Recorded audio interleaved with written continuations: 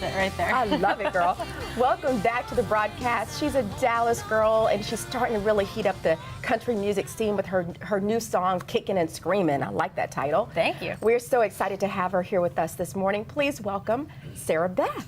Hi, y'all. girl. Thanks for having me. Oh, girl, we're excited because, girl, you brought us gifts this morning. I love gifts. I love gifts, so I got to share. Yeah, I love that. That was a good way to start it off, right? So tell us about your journey, because you were really, does it excite you when you hear people say a rising star in the country music scene?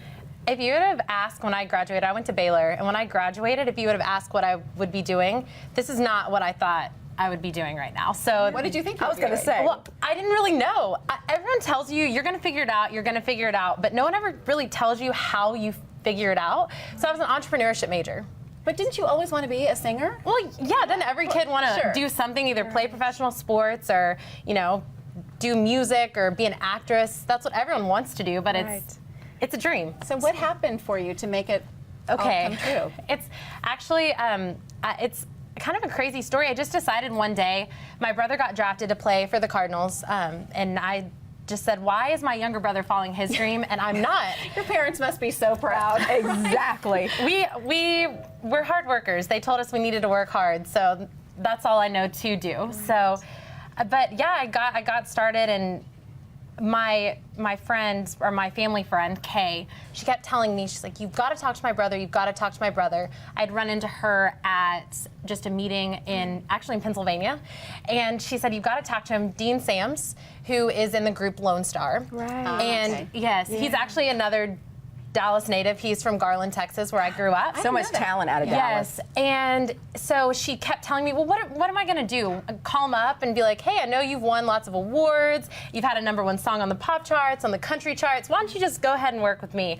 So I got really brave, and I sent him a Facebook message. And we've been going ever since. But let me ask you, so you were in college. I mean, were you performing on the side? Have you been performing since you were a little girl? How did you know, how did others know you had this gift? I've been performing since I was little. I actually sang right about the time I talked, and it was Froffery the No Man.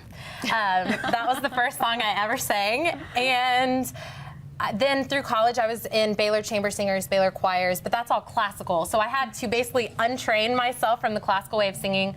Still, for all you voice teachers, same breath support, same everything like that. You're like, I'm doing Don't want to damage the voice, I want to know what you thought when you saw on CMT your single play for the first time. It's really weird. Oh my gosh, and there it is. Oh, look at that. It's so crazy.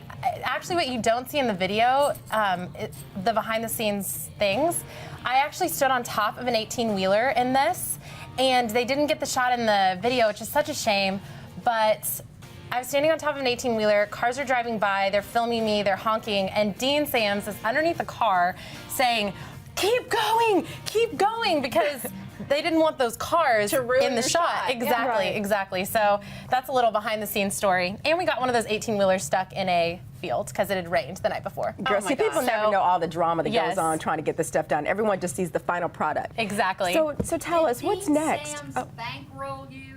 In other words, or did you have to come up with the money? I came up with the funding myself. You did. I did. So he just mentored you. He opened some doors me, for and you. let me tell you one thing: if you want to be in the music business or in any business, get behind people that are going to push you to be the absolute best that you can be. Because he will not settle for good. It is great. And if I say, yeah, that's pretty good, he's like, pretty good. And I love that he won't let me settle. Yeah. Wow. So what's next for you? Because obviously, girl, you are smart. Well, I think you're going to combine your entrepreneurship spirit with your gifts and talents. How are you going to bring that all together? What should we expect? Well, a lot of press stuff coming up, a radio tour. My single goes to radio on March 11th, which is extremely exciting. But I actually leave straight from here to go back to Nashville for what they call Country Radio Seminar. So it's kind of a blitz of interviews for the next 3 days. So I have one at 4:30 in Nashville.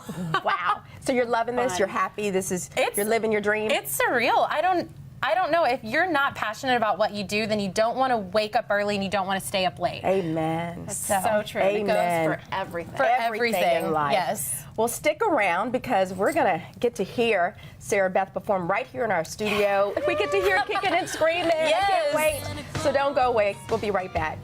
D-Broadcast. It ain't